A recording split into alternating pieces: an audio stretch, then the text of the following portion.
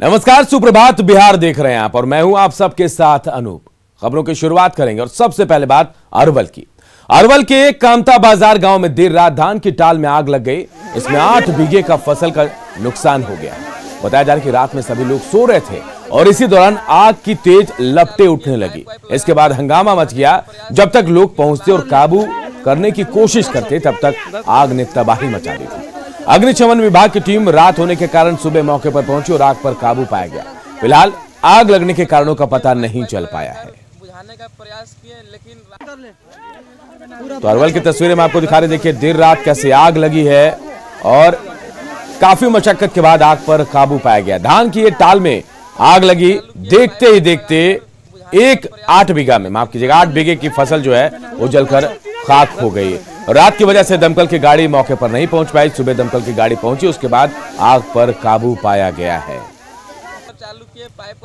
तो एक्सक्लूसिव तस्वीरें मैं आपको दिखा रहे हैं न्यूज 18 बिहार झारखंड पर। आप देखिए कैसे धान की टाल में आग लगी और करीब 8 बीघे की जो फसल है धान की वो जलकर खाक हो गई है।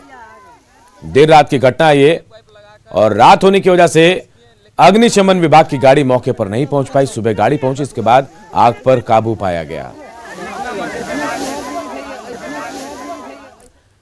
कहते हैं जाको राखे साइयां मार सके ना कोई। समस्तीपुर में सड़क हादसे की एक ऐसी तस्वीर सामने आई है जिसे देखकर आप भी दंग रह जाएंगे। यहां सड़क हादसे का सीसीटीवी फुटेज सामने आया जो मुसरी घरारी मुख्य मार्ग के मोहनपुर चौक के पास की है।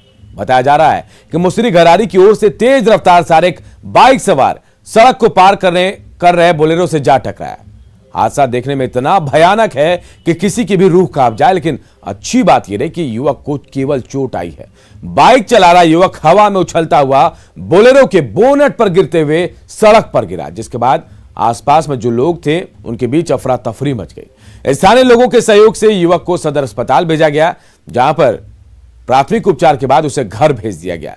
युवक समस्तीपुर का ही रहने वाला बताया जा रहा है। तो देखिए सीसीटीवी तस्वीरें मैं आपको दिखा रहे हैं। आप देखिए कितना भयंकर ये एक्सीडेंट था। बोलेरो से बाइक टकराई, लेकिन कहते हैं ना जाको राखे साइयां मार सके ना कोई, वही कहावत यहां चरितार्थ हुई है। हेलमेट भी युवक ने पहना हुआ था जिसकी वजह से उसे चोट नहीं आई, लेकिन तस्वीरों को देखिए बोलेरो कैसे यू टर्न ले रही थी और ठीक सामने से आ रही एक बाइक उससे टकराती है। युवक उसके बोनट में गिरता है पहले, उसके बाद सड़क पर गिरता है। लेकिन देखिए युवक ने हेलमेट पहनी थी, सर बच गया युवक का, हल्की फुल्की चोटें आई हैं और जान बच गई। सब हैरान हो गए, जहां आसपास के जो लोग थे वो भी हैरान हो गए कि आखिर इतनी तेज रफ्तार से टक्कर के बाद भी युवक बाल बाल बच गया।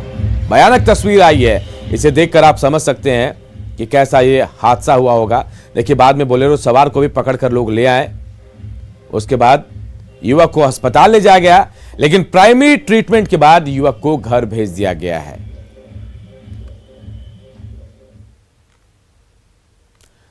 और बात डॉक्टरों की हड़ताल की। इंडियन मेडिकल एसोसिएशन यानी आईएमए की अपील पर आज देश भर में डॉक्टर हड़ताल पर है। सुबह 6 बजे से शाम 6 बजे तक डॉक्टर सांकेतिक हड़ताल पर रहेंगे। आईएमए ने आयुर्वेद के पोस्ट ग्रेजुएट डॉक्टरों को सर्जरी की मंजूरी देने के सरकार के फैसले के खिलाफ हड़ताल किया है। हड़ताल के दौरान सभी गैर जरूरी और गैर कोविड सेवाएं बंद रहेंगी, लेकिन आईसीयू और सीसीयू जैसी इमरजेंसी सेवाएं जारी रहेंगी। आईएमए की बुलाई हड़ताल के दौरान निजी अस्पतालों में ओपीडी तो बंद रहेगी, लेकिन सरकारी अस्पताल खुले रहेंगे। निजी अस्पतालों में सिर्फ इमरजेंसी स्वास्थ्य सेवाएं जारी रहेंगी। आपको बता दें कि सीसीआईएम ने आयुर्वेद के कुछ खास क्षेत्र के पोस्ट ग्रेजुएट डॉक्टरों को सर्जरी करने का अधिकार दिया है। केंद्र सरकार ने हाल में एक अध्यादेश जारी कर आयुर्वेद में पोस्ट ग्रेजुएट डॉक्टरों को 58 प्रकार की सर्जरी सीखने और प्रैक्टिस करने की अनुमति भी दी है। सीसीआईएम ने 20 नवंबर 2020 को जारी अधिसूचना में 39 सामान्य सर्जरी प्रक्रियाओं को सूचीबद्ध किया था, जिनमें 19 प्रक्रियाएं आंख, नाक, कान और गले से जुड़ी हैं। वहीं आईएमए का इस पर कहना है कि यह फैसला मरीजों की जान के साथ खिलवाड़ होगा।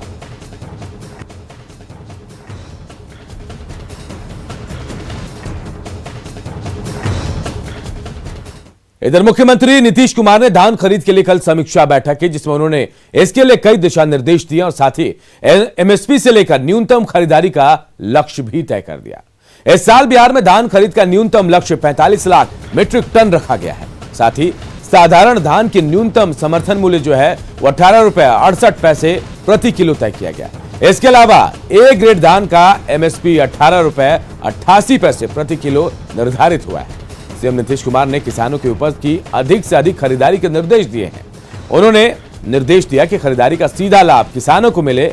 अच्छी बात यह है कि किसानों को अलग से निबंधन यानी रजिस्ट्रेशन कराने की जरूरत नहीं होगी। कृषि विभाग की साइट पर जो रजिस्टर्ड किसान हैं उनको निबंधित माना जाएगा। इसके अलावा किसानों की धान खरीदी की अधिकतम सीमा को भी 250 क्विंटल कर दिया गया है। खरीदारी करने वाले किसानों के खाते में समय सीमा के अंदर पैसे भी भेज दिए जाएंगे। सीएम ने निर्देश दिया है कि जिलाधिकारी औचक निरीक्षण कर पैक्स का विजिट करे। इसके अलावा विभाग के वरीय पदाधिकारी भी जाकर पैक्स का औचक निरीक्षण करें, जिससे किसानों की समस्याओं को दूर किया जा सके। बिहार विधानसभा की समितियों के गठन पर विधानसभा अध्यक्ष विजय सिन्हा और नेता प्रतिपक्ष तेजस्वी यादव आमने सामने हैं।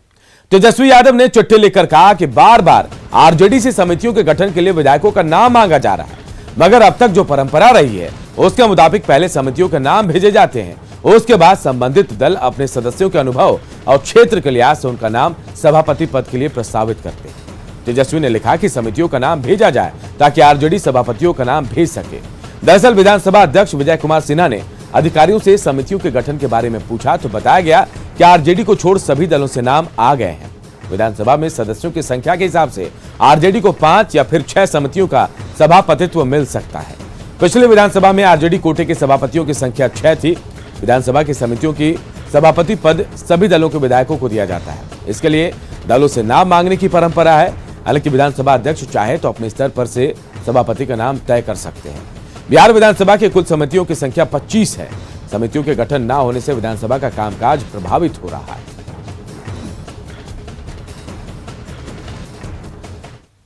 और आज का दिन लालू प्रसाद के लिए बेहद खास है। आज लालू प्रसाद की जमानत पर झारखंड हाईकोर्ट का फैसला आ सकता है। दुमका ट्रेजरी से अवैध निकासी के मामले में अगर हाईकोर्ट से उन्हें जमानत मिल जाती है तो उनके आरजेडी अध्यक्ष को जेल से बाहर आने का रास्ता उनके लिए साफ हो जाएगा। हालांकि चारा घोटाले के डोरंडा ट्रेजरी मामले में रांची की सीबीआई स्पेशल कोर्ट में अभी भी सुनवाई चल रही है। दुमका ट्रेजरी से 3 करोड़ 17 लाख के अवैध निकासी मामले में लालू प्रसाद की ओर से दायर जमानत याचिका पर पिछली 2 तारीखों में सुनवाई पूरी नहीं हो पाई। पहली बार सीबीआई की वकील की ओर से समय मांग लिया गया था, वहीं दूसरी बार सजा की आधी अवधि को लेकर हाईकोर्ट ने निचली अदालत को रिपोर्ट सौंपने को कहा। हालांकि जमानत याचिका पर सुनवाई से पहले कल सीबीआई ने हाईकोर्ट में एक पूरक शपथ पत्र दाखिल किया है। इसमें लालू पर जेल मैनुअल के उल्लंघन का आरोप लगाते हुए उनकी तबीयत को स्थिर बताया है। साथ ही उन्हें रिम्स से रांची के बिरसा मुंडा जेल भेजने की मांग की गई है।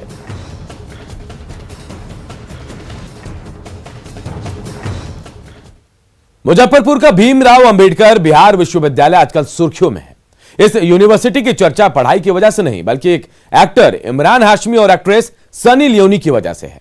यहां एक छात्र ने बीए पार्ट 2 फॉर्म में पिता का नाम इमरान हाशमी और माता का नाम सनी लियोनी लिख दिया है।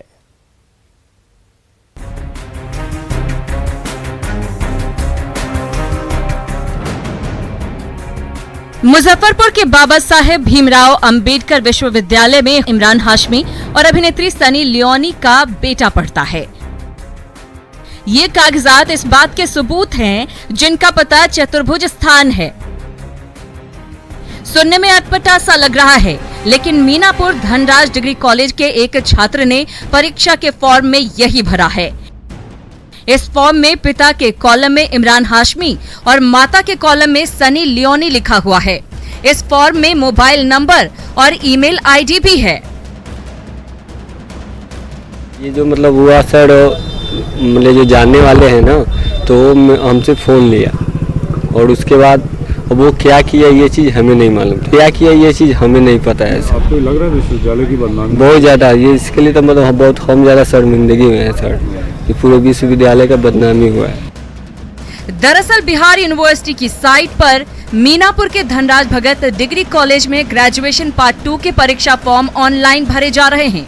इसी दौरान एक शरारती छात्र ने पार्ट 2 का फॉर्म भरने के दौरान पिता का नाम एक्टर इमरान हाशमी, माता सनी लियोनी और पता चतुर्भुज स्थान भर दिया है। मामले के सामने आने के बाद विश्वविद्यालय के परीक्षा विभाग से लेकर सामान्य प्रशासन विभाग में हड़कंप मच गया। विश्वविद्यालय ने मामले में कॉलेज प्रशासन से पूछताछ करने के साथ ही एग्जामिनेशन बोर्ड में भी मामले को ले जाने की बात कही है। बात को हम लोग एग्जामिनेशन बोर्ड में भी ले जाएंगे, वहाँ भी देखेंगे क्या है, उसके साथ क्या होना चाहिए वो सब किया जाएगा। प्लस उस कॉलेज को भी पूछा जाएगा कि ऐसी क्या बात है, निश्चित रूप से कि मैंने ऐसा क्यों उठा, क्योंकि वेरीफाई हमको करना चाहिए। बीआरए बिहार विश्वविद्यालय में पहले भी ऑनलाइन फॉर्म भरने के नाम पर गड़बड़ी होती रही है, मगर इस बार इमरान हाशमी और सनी लियोनी के नाम को घसीटा गया है। इस मामले ने शिक्षा के गिरते स्तर और छात्रों के अंदर जन्म ले रहे मनोविकारों को भी सामने लाकर रख दिया है। मुजफ्फरपुर से न्यूज़ 18 के लिए प्रवीण ठाकुर की रिपोर्ट। इधर बिहार में लॉ एंड ऑर्डर को लेकर लगातार मंथन चल रहा है, लेकिन जरा सोचिए कि जब तक पुलिस मुस्तैद नहीं होगी तब तक कानून व्यवस्था आखिर कैसे पुख्ता होगी। हम ये बात इसलिए नहीं कह रहे हैं क्योंकि 3 दिन पहले इनामी अपराधी को पटना पुलिस ने गिरफ्तार किया था, लेकिन 3 दिनों बाद ही उसे जमानत मिल रही है क्योंकि पुलिस ने उसके खिलाफ पुख्ता सबूत ही नहीं दिए थे। शादी से पहले सलाखों के पीछे पहुंचा अपराधी, 3 दिनों में ही मिल गई जमानत। शादी के मंडप में हल्दी की रस्म के दौरान मुस्कुराता ये है कुख्यात अपराधी रवि गोप। रवि गोप 50,000 का इनामी अपराधी है। एसटीएफ और पुलिस की टीम ने इसे अथमल गोला इलाके से 7 दिसंबर को उस वक्त पकड़ा जब वो शादी रचाने जा रहा था, लेकिन शादी से पहले ही वो सलाखों के पीछे पहुंच गया। लेकिन हैरानी की बात यह है कि इतने बड़े और कुख्यात अपराधी को 3 दिन में ही कोर्ट से जमानत मिल गई, जो कहीं न कहीं बिहार पुलिस की बड़ी नाकामी है। जब हमने इस सवाल का जवाब एडीजी जितेंद्र कुमार से जानना चाहा तो बहुत माकूल जवाब सामने नहीं आया। कोर्ट में एविडेंस देने में कुछ दिक्कत होती है क्या पुलिस की तरफ से, ताकि ऐसे लोग छूट जाते हैं बेल पर से? नहीं, ऐसा नहीं है। जो है प्रोसिक्यूशन को हम कैसे और दुरुस्त कर सकें, इस पर भी जो है कल निर्देश दिए गए हैं, उस पर भी जो है क्रियान्वयन किया जाएगा। रवि गोप 2018 यानी पिछले 2 सालों से फरार चल रहा था। रवि गोप पर 6 से अधिक मामले दर्ज हैं। विवादित जमीनों का निपटारा करवाने के नाम पर लोगों से रंगदारी वसूलता था। 2014 में पहली बार रंगदारी नहीं देने पर दीघा में गोलीबारी की थी। 2016 में एक चाय दुकानदार की हत्या की थी। 2019 आते आते 50,000 का इनामी अपराधी हो गया।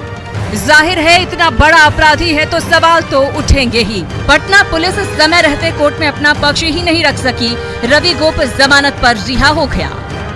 न्यूज़ 18 के लिए पटना से संजय कुमार के साथ साकेत की रिपोर्ट। पूर्वी चंपारण के सिसवा पटना बाजार में बाइक की डिक्की तोड़कर चोरी कर रहे युवक को लोगों ने रंगे हाथों पकड़ लिया। उसके बाद उसकी जमकर धुनाई हो गई। आजीपुर निवासी दुकानदार विकास कुमार का कहना है कि मेरे बाइक की डिक्की से आभूषण लेकर भागने की वो कोशिश कर रहा था। इसी दौरान शोर मचाने पर लोगों ने उसे पकड़ लिया। हालांकि चोर का एक साथी कुछ सामान लेकर फरार होने में कामयाब हो गया।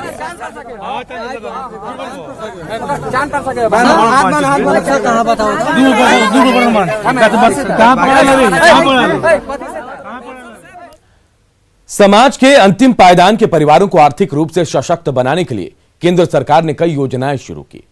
बाबा साहब भीमराव अंबेडकर की पुण्यतिथि से शुरू समरसता सप्ताह के तहत बीजेपी के राष्ट्रीय उपाध्यक्ष सह पूर्वी चंपारण के सांसद ने महादलित बस्तियों के परिवारों के आर्थिक उत्थान के लिए मुर्गा पालन अभियान को शुरू किया। पहले चरण में 44 परिवारों के बीच 10-10 चूजे का वितरण किया गया। चूजों के खाने के लिए दाने भी दिए गए। ये जो चंद्रहिया गांव है, गांधी जी की कर्म भूमि रही है। बाबू धाम के लोग जानते हैं। इस पंचायत के 143 जो गरीब अनुसूचित जाति के परिवार हैं, उनकी आर्थिक मजबूती के लिए मुर्गी पालन की ट्रेनिंग देकर उनको चूजा, बीज और फिर दाना खिलाने का उपकरण उनको भेंट करने का काम किया गया। इधर बाढ़ में संरक्षित जलीय जीव डॉल्फिन का शव बरामद किया गया है। आशंका जाहिर की जा रही है कि गंदगी की वजह से डॉल्फिन की मौत हुई है। स्थानीय लोगों ने इसकी खबर थाने को दी, जिसके बाद जांच की जा रही है। लोगों का कहना है कि डॉल्फिन का शव गंगा के किनारे मिला है। मछली तो ये डॉल्फिन ही है और छोटे प्रजाति में आते हैं और ये बड़े डॉल्फिन समुद्र में गंगा में भी पाया जाता था, लेकिन विलीन हो रहा, जिसको आम लोग भी उससे दूषित भी हो रहे हैं, दुखी भी हो रहे हैं। गंगा डॉल्फिन के लोग कितने हैं क्या? नहीं, अभी तो नहीं लग रहा है। बहुत गंदा स्थिति है। अभी तो थोड़ा साफ है, कुछ आदमी लोग छूने के कारण, लेकिन अभी उस समय ये गंदा था और पूरा इसके मुंह के आसपास बहुत सारा कचरा जमा हुआ है और मुझे लगता है कि गंदगी के कारण ही मरा हुआ है। जमुई नगर परिषद कार्यालय से पास 3 साल पहले लाखों रुपए का यात्री शेड का निर्माण हुआ था। उसके ऊपरी तल्ले पर कई दुकानें भी बनाए गए, जिनका आवंटन दुकानदारों को तो नहीं हुआ। अब इस भवन पर असामाजिक तत्वों का अड्डा बना रहता है। मेन गेट पर ना तो कोई सुरक्षा है और ना ही कोई कर्मी। इसका दुरुपयोग असामाजिक तत्व अक्सर उठाते हैं और करते हैं। जमुई शहर के नगर परिषद कार्यालय के ठीक बगल में यात्री शेड का निर्माण किया गया था 3 से 4 साल पहले। लाखों रुपए खर्च हुए थे, लेकिन उसका क्या हश्र है वो सामने है। तो ये दुकानें बनाई गई थी कि दुकानदारों को लॉट होगा और व्यवसायी लोग यहाँ पर अपना रोजगार करेंगे, लेकिन ये दुकानों का आवंटन नहीं हुआ। अब इन दुकानों का उपयोग या दुरुपयोग कहें तो असामाजिक तत्व कर रहे हैं। साफ तौर पर दिख रहा है इन जो दुकान है इनको बंद कर देना चाहिए था, लेकिन सारे के सारे खुले हुए और देखा जाए तो अंदर की स्थिति कुछ और ही है। सबसे हैरानी की बात है कि कोरोना काल में इस जगह को जिला प्रशासन ने जो पुलिसकर्मी है उसके लिए आइसोलेशन वार्ड बनाया था, लेकिन अगर गौर करें तो अब ये असामाजिक तत्वों का अड्डा हो चुका है, क्योंकि यहाँ पर कोई न सुरक्षा है न देखभाल। नीचे का दरवाज़ा खुला रहता है 24 घंटा। नशीली दवाई की ये शीशी है। अगर यही हालात हम ऊपर चलेंगे तो यही दिखाई देगा। जो छत है ये 2 फ्लोर का ये यात्री शेड बना था। नीचे हालांकि अभी अस्थायी रैन बसेरा बना दिया गया है, लेकिन ऊपर की अगर बात करें तो जैसे शीशी नस्ली दवाई की शीशी खाली शीशियाँ यहाँ पर मिली, वही हालात यहाँ भी है। देखा जाए तो दर्जनों शीशियाँ जो पड़ी हुई है ये नगर परिषद ने लाखों रुपए खर्च करके दुकानदारों के लिए बनवाई थी, लेकिन उसका सदुपयोग या दुरुपयोग कौन कर रहा है सामने है। देखा जाए तो असामाजिक तत्वों का अड्डा है। सिगरेट की जली हुई जो फिल्टर्स होते हैं वो है यहाँ पर।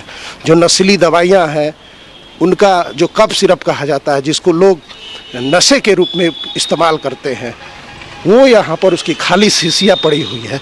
इसे साफ तौर पर जाहिर हो रहा है कि नगर परिषद का इस स्थान पर कोई नियंत्रण नहीं है।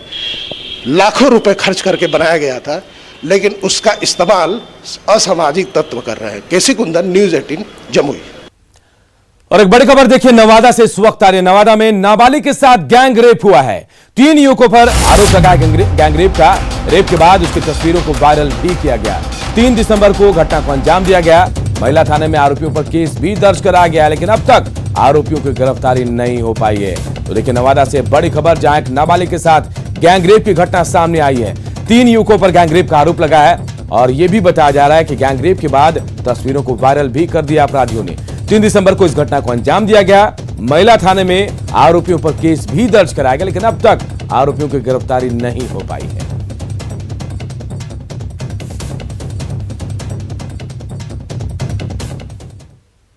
ठंड की वजह से मुजफ्फरपुर में गरीब जो हैं आफत में हैं। दिन भर सूरज नहीं निकलने के बाद लोग ठिठुरते रहे। गरीबों को सबसे ज्यादा परेशानी हो रही है। हालांकि जिला प्रशासन का दावा है कि गरीबों को ठंड से बचाने के लिए पूरे इंतजाम किए गए हैं। कड़ाके की ठंड पड़ती है, इसमें हम लोग जो अरेंजमेंट करते हैं, एक तो तुरंत रैन बसेरा जितने हमारे हैं उसको सभी को हम लोगों ने फंक्शनल कर दिया है।